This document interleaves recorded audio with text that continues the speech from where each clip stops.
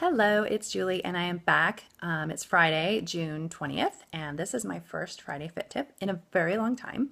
And today I'm going to talk about counting stuff and should you count calories, should you count macros, what exactly should you be doing for the best results. If it fits your macros, IIFYM is kind of the popular thing right now. And just very, very briefly, very overview.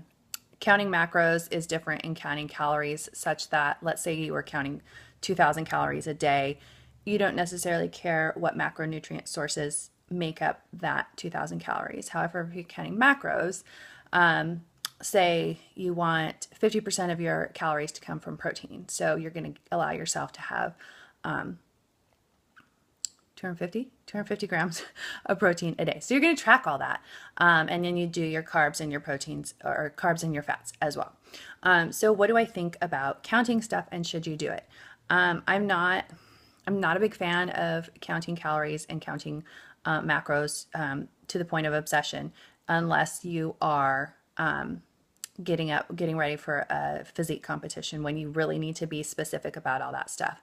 But if you're just just trying to get in shape, just trying to lose a little weight, maybe put on some lean muscle mass, what I have found works really well for me personally, and has worked super well for I can't think of a client that it hasn't worked well for. So for all my clients, is to you want to formulate a plan, and that plan needs to have, you need to know your calories that you want to be at, and then you need to figure out your breakdown of your macronutrients. Once you figure out a meal plan that makes up, exactly what you want, you kind of can eat, like for me, I eat the same foods on a daily basis, and I know like I can substitute 4 ounces of turkey breast for 4 ounces of chicken breast, or a cup of egg whites. You need to know what your substitutions are, but I have found that when people are left to get super creative, it drives them a little bit OCD. Whereas if you already know what general sources you're going to use, it makes it a lot easier. It takes a lot of the thinking out of it. If you know what you're having every day at 10 a.m. for meal 2, it takes the thinking out of it, where, from day to day, you might be changing it up. What do I feel like today? When you think, what do I feel like, that brings a lot of the emotion into eating, which is where a lot of people get into trouble.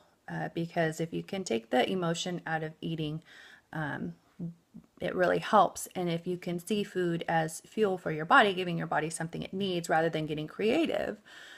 And I'm all for, having, food as fun and being creative and all that. But, as far as on a day-to-day basis, it's better just to keep it basic, keep your head out of it. You don't need to be tracking everything in MyFitnessPal every day. Do it to get started.